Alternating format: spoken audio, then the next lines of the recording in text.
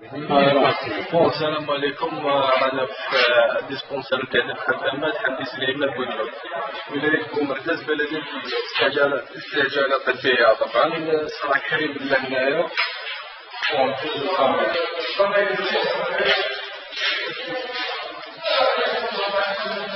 بزاف ناس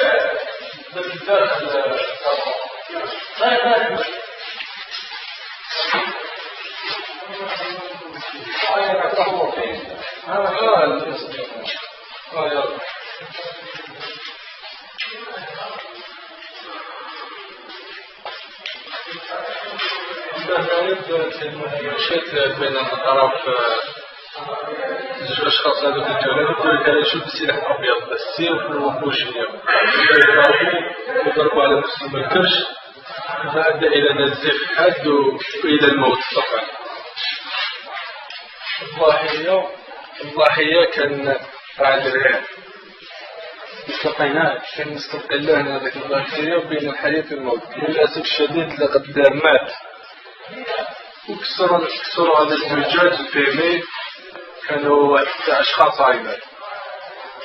صورة المعنية صورة المعنية طبعا. هذا السؤال مليح خويا. الصورة المعنية اتصلنا بلي جوندارم ولا بريغاد قالنا بلي ماشي، قالوا لنا بلي ماشي السيكتور تاعنا. اتصلنا بالشرطة دو فوا،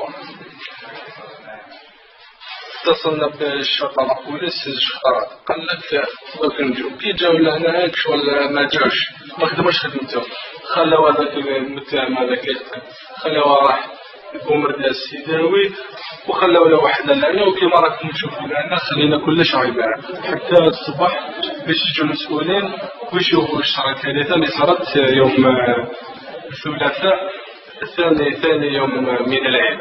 أول شيء شكرا الحمد لله بلاد الناس في المنطقة هذه.